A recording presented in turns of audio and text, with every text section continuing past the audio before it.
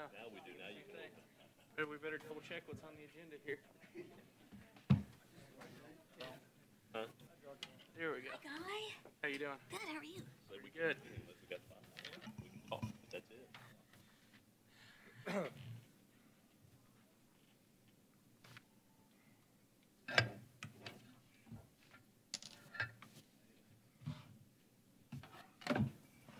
Okay, let's call this meeting in order.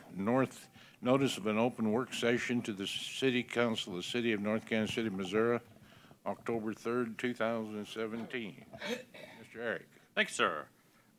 Tonight's work session is on Kansas City Fire Department dispatch. The council had asked us to provide a report after about 3 months of operation on how that service is going. So a memo has been provided to you by Chief Fisher that kind of goes into how it's worked over the last few months and some of the issues that have arisen, what we have done about it or are doing about it. And at this point, I'll turn it over to Chief Fisher. Okay, thank you, sir.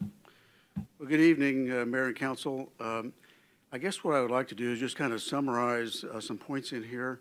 And as I go through this, if you have any questions that come to mind, please stop me, and so we don't get to the end and maybe forget what you were going to ask. Just go ahead and stop me in the middle, and we'll address those as we go. So at the council meeting of November 1, council approved essentially a mutual aid agreement, but an ordinance that essentially moved us from North Kansas City Police Dispatch Center to Kansas City Fire Dispatch Center. We went live on June 28th, 10 o'clock in the morning. And while there was some apprehension when we first started, it's really been really adopted and solidly supported by the firefighters. We consider this to be a significant improvement over in our ability to provide fire and EMS services to the community. I do want to note that it's like 3 months window, so that's a very short time to really measure success or failure, but so far we think it's been a very successful endeavor. So I have this report's in 5 sections. Improvements that benefit firefighters, direct benefits to the community, issues that have arisen so far, success stories that only would have happened with Kansas City Fire Dispatch, and then some response time comparisons. So improvements to firefighters. So there are technologies and processes that Kansas City Fire Department Dispatch has that we really don't have access to here without huge budgetary increases. So I just want to run through some of these very quickly and give you a sense of some of the things that we enjoy with Kansas City Fire Dispatch. Every call that we receive gets a pre-alert tone. So what happens is you'll get over the speaker, it'll say engine, ambulance, or truck, ambulance. And that actually comes out before the dispatcher announces what the call is, where the call is, and where we're going. And what that does is that kind of gets everybody started. They know that a call is coming in, and so they kind of get ready to go. And I think that helps in our response time, our turnout time, and we'll talk about that a little bit later in the response times. Anytime a call comes in, we have a printer in the bay now that prints out the address, the time of alarm, and the location of a Knox box that happens to be on the business, if they have one, so that if we do need to make entry into the building, we have the location of that Knox box already on a piece of paper. It prints and is ready to go by the time we walk out into the bay. Kansas City Fire Dispatchers do welfare checks on us on a regular basis. So on working incidents, they check every 30 minutes if they haven't heard. And then if we haven't got out of the station in 4 or 5 minutes, they call us. And if we haven't arrived on scene in 4 or 5 minutes, they call us. So if we happen to be en route to a call and end up in a ditch for some reason, they will find out about it pretty quickly. So we see that as a huge safety issue for us. Kansas City Fire Dispatch uses incident command system on every call, and they understand the terminology that's used with the incident command system, which is very, very helpful for us. The mobile data computers that we have in the trucks work better. They stay connected better. They're easier to use and easier to read. With the system we had before, there were not only fire calls but police calls, and it kind of cluttered up the screen. And so these are only fire calls, and it really helps us to see what's going on. Kansas City dispatchers confirm the accuracy of the radio messages that when we communicate with them over the radio. So they repeat every message that we give to them, which assures that we all understand what the message is supposed to be. And we feel that is another huge safety issue as well. When we get automatic alarms, one of the things that we try to do is get as much specific information as possible about the location and the nature. And the dispatchers at Kansas City Fire are very good about that. They'll interrogate the alarm companies and get the information that we need. And typically they will put that in the on the computer screen on the MDCs, in the apparatus, before we get on scene. And so when we get on scene, that information is all there, and we just scroll it up, and it's right there for us to use.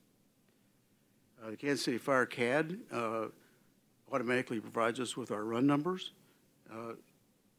It was a manual process prior to that, and this is an automatic process that once the crews go in service, it automatically uploads into the system. We have our reports available to us.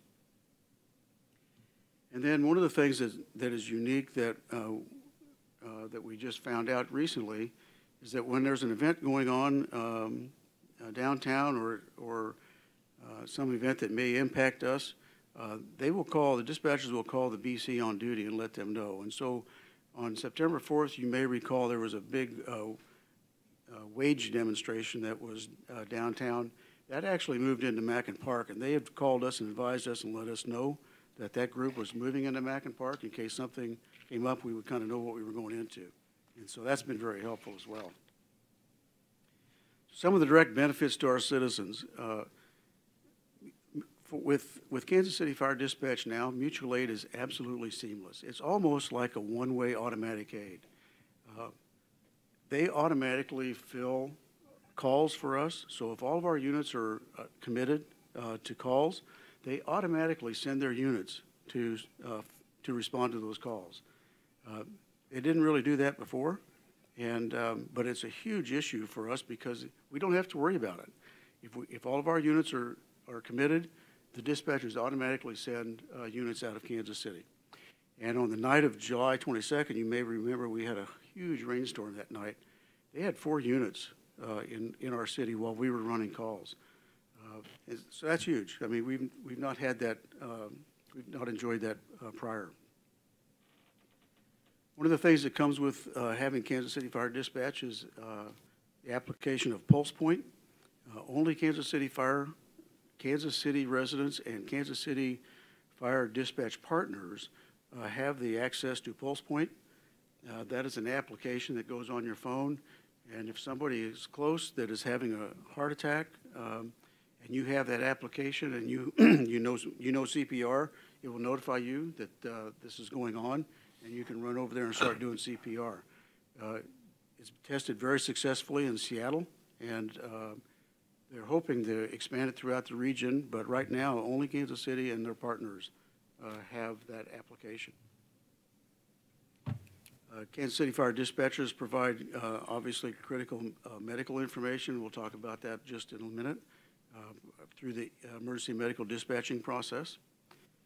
And they provide priority dispatching. And one of the things that we'll talk about here in a little bit is when the call load is such as it was on the night of July 22nd, Kansas City Fire Dispatch will prioritize. So if they get 2 calls come in at the same time, one is a house fire and one call might be lines arcing, the house fire is obviously going to get the priority. And they will hold this one off until their units become available to send to that call, which is a great use of resources. And it was used that night of July 22nd. And we think that, and Chief Beamer can speak to this if you wanted to ask him about it, but we think it's also freed up North Kansas City police dispatchers to better serve the police officers out on the street and the issues that they're dealing with out there every day. So some of the issues that we've encountered so far. We went live July 28th. Since then, we've had just over 500 calls for service. And July 6th, which is just like a week after we started, we had our first issue down at Spice's Restaurant on a fall where there was an 8-minute travel delay. And really, the problem with that, what happened was our crews did not go into the correct status to be available for the dispatch. And so when they went to dispatch units, they didn't see the units that should have been available at Station 1, so they sent Station 2, which resulted in a long response time. That's just simply a training issue. That has not been repeated. We think we have that fixed. The next issue occurred on the night of July 22nd. Councilmember Farr brought one of these issues to me. Actually, that was the first awareness that I had of it.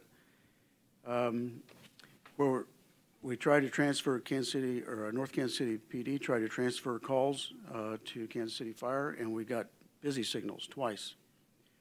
And what they found was that shouldn't have happened because the 911 lines at Kansas City Fire Dispatch were not full.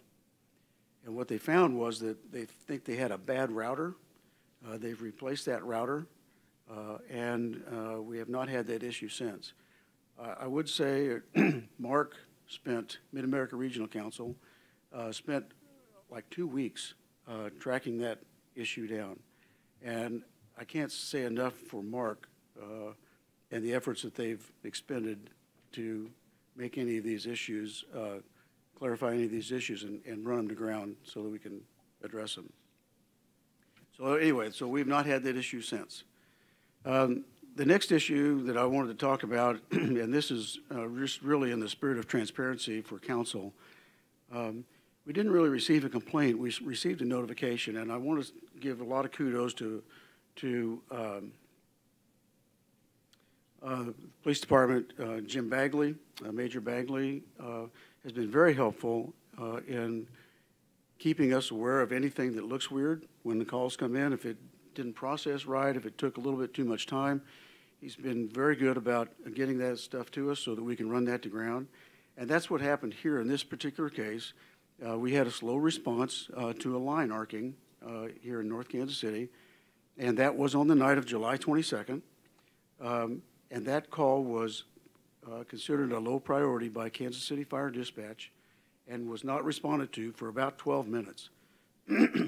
Once a crew became available, they did respond, that crew, to that call. There were no, the report was there were no trees involved, there were no cars or houses involved, just lines arcing. So it had a low level emergency, and so it sat in queue for a few minutes till we got a unit available, which is a good thing because that's just good use of our limited resources. Then our third issue occurred on September 9th. A delay of about 9 minutes occurred when a caller called in and said that his address is 105 West 12th Street in Kansas City.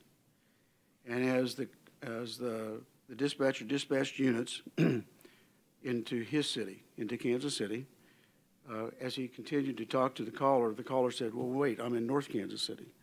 So when the caller clarified that, excuse me, when the caller clarified that, the dispatcher stopped the response into Kansas City and notified North Kansas City, and we responded to that call. But it did take about 9 minutes.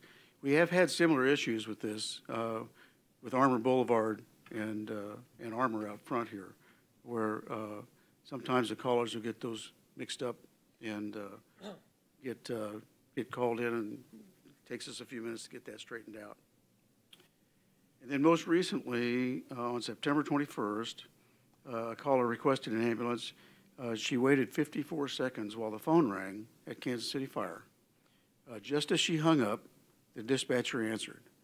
And then she called back, and the North Kansas City Police dispatcher let her know and said, "When you dial 911, stay on the line if it's ringing. Don't hang up." So it took another 13 seconds. She would not have had that 13-second wait if she would have stayed on the line. I have all of the 911 logs here from every call or every issue that we have, and you can see where he missed her by 2 seconds when she hung up and the dispatcher picked it up. So, that's just a thing where the folks that are calling into 911 just don't understand to stay on the line until they answer. I will say that Kansas City Fire Dispatch picks up within 15 seconds 98.7% of the time. Our dispatch center picks up 99.5% of the time, so it's better. Looking at the 911 logs for the region, there's only one dispatch center that picks up 100% of the time within 15 to 20 seconds, and that's at Fort Leavenworth Provost Marshall. And so nobody else picks it up 100%. So it's not uncommon to miss a call from time to time. So we found Kansas City Fire Dispatch and Mark to be very attentive, as I mentioned earlier. Of the 4 issues that we have, 2 were training issues that we believe were fixed. One was an equipment issue, and then one was that caller that hung up before they got the phone answered. Some of the dispatching successes that we've seen, one of the, recently we had a call for a person that received a chemical burn. The Kansas City dispatchers pulled out this is our hazmat Bible. This tells us everything, well, not everything, but most everything that we need to know for a hazardous materials response. They looked it up in the book. They told the crews what the chemical was, what the treatment was, and where to find him, which saved us a huge amount of time in the treatment of that patient. So that's a huge success story for us. Recently, during a call for chest pain, the caller was advised to administer an aspirin after went through the emergency medical dispatching protocols, which is standard protocol to thins the blood and reduces the load on the heart so that it doesn't impact the cardiac issue that's going on. And then Kansas City Fire Dispatchers provide information, I mentioned this earlier, where they will interrogate the alarm company and put the information in the mobile data computer, and all we have to do is scroll up and pull that information out of the notes, and it's just been very helpful. And then I mentioned this earlier, but I just wanted to touch on it one more time. On July 22nd, we had 16 calls between 10:15 and 2 o'clock in the morning, and Kansas City Fire Dispatch had 4 units here supporting us during that time. So huge improvement in the service delivery for our citizens. And then response time comparisons. Just quickly run through some of this. Average call processing takes longer. We knew that was going to take longer because they're going through the emergency medical dispatching protocols, and so we anticipated that. Our average turnout time is better. This is one that we did not anticipate, but we believe it's due to the pre-alert process that gets the crews up and moving earlier. Average travel time, we believe that's probably due to the closest unit response, where unit going down Armour Boulevard and get a call into the avenues. It's much quicker than toning out one of the stations. And then finally, our total response time. You may recall our conversation when this started. We thought that it would increase our response time about 40 to 45 seconds. But in the first 3 months, it's only increased at about 13 seconds. So we think we're doing really well in that respect. So just a couple of final thoughts. Kansas City Fire Dispatch is constantly looking for improvement or input, I should say, from their dispatch partners. Every other month we have a consortium meeting with all the dispatch partners, and we come in and talk about issues and improvements and changes and things that the dispatch partners want to see and things that the dispatch center can provide. One of the things that we talked about at the last meeting was a CAD upgrade that where it will make the call processing faster and more consistent. at no cost to the dispatch partners. They're doing that all on their own dime. And then the other thing they're talking about is they're looking at moving to a new records management system. Right now, our records management system is Firehouse. It's kind of a clunky system. We make it work, but it's not very intuitive and it's very difficult to operate. They're going to offer that records management system. If they go to that, they'll offer it to us at no charge other than our annual maintenance fees, which is huge cost savings in and of itself right there. And so, so far to date, we're very pleased with how things have happened, how things have worked. We have had 3 or 4 issues, but as you know, no dispatch center is perfect. Things like this happen in all dispatch centers, and we think that that this is working out very well so far. And with that, I would be happy to answer any questions that you might have.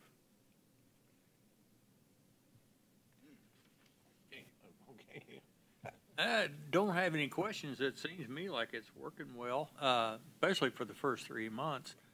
You know, a lot of those address things, when somebody calls, it's been happening for years and years. You know, maybe they still think they live in Kansas City. I don't know. But some of the addresses that do cross over name-wise, you know, I can see that happening once in a while. The arcing lines, that is a low priority. You know, I'm sure you guys are terribly busy that night. I'm building a canoe in the basement, you know. But, you know, in years past, a lot of times the police would go on the report if we were really busy like you guys were and say, well, it's an arcing line. And the chief said, well, just leave it. It's not going to hurt anything, you know. So, you know, looking at all these, I think it looked real well for the first 3 months. I think I would like for it to you could continue to see how it's working and maybe give us another report before you leave. And, Okay. and so, anyway, congratulations to everybody involved in it. You heard all the positives. Do you have any negatives? The only negatives we have, Mayor, are the 4 issues that I brought forward. And we're just very pleased with how things are working. Well, I don't really understand this down here when you, right above final thoughts where you have call processing. You have, in the top line on your 911 calls, you have April 1st to June 25 with an average total response time of 5 minutes, 20 seconds. And then below that, you have June 26th to September 15th with an average total response time of 5 minutes, 33 seconds. You said that it improved. It's 13 seconds faster. I look at this and I read it as being 13 seconds slower. You're absolutely right, Councilmember Stephan. Actually, you may recall our initial conversation was that we were anticipating a 40 to 45 second slower response because of the emergency medical dispatching process when the dispatchers interrogate the callers. And but this is slower. It's 13 seconds slower than what we had before. You're absolutely right. Yeah, I don't recall what you're saying at all initially. I think, if I may, so what Chief's saying, when we presented it to you originally, Right. Chief Fisher was estimating that it would take 45 seconds slower from the time that a call came in to the time that it arrived at the scene. He's saying now it's only 13 seconds, so in that respect, it's better than had been anticipated, but it is still slower than it was before, and as I believe had been expected.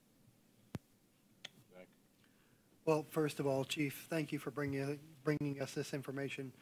As far as my opinion, I think it's going well. I would defer to, you know, like Rick and who's been on the fire department and Fred, who've been in the police. I think it's going pretty well. I mean, 13 seconds is not for the emergency dispatch that you get, the extra that you get on the dispatch, I think is good. So I'm in favor of it so far. I would like to see, I don't know if Chief Beamer has noticed anything with the dispatchers, if it's freed them up some or not. I'd like to maybe hear from them, but You know, sounds like so far so good. I don't know, Chief Beamer, would you mind speaking to that? Or, other than that, it looks good. Within the world of the dispatch center here in North Kansas City, pre-Kansas City Fire Dispatch and the current situation, once again, remember that the fire department only accounted for approximately 10% of the workload in that dispatch office. So to say that there's been a marked difference in how operations are going in there is not necessarily a fair statement because they weren't a large piece of the equation to begin with. But it's obvious that if the dispatchers are not having their time divided between a fire call and a police call, then they are going to be able to focus entirely on the police operations. So that is not a downside by any stretch of the imagination.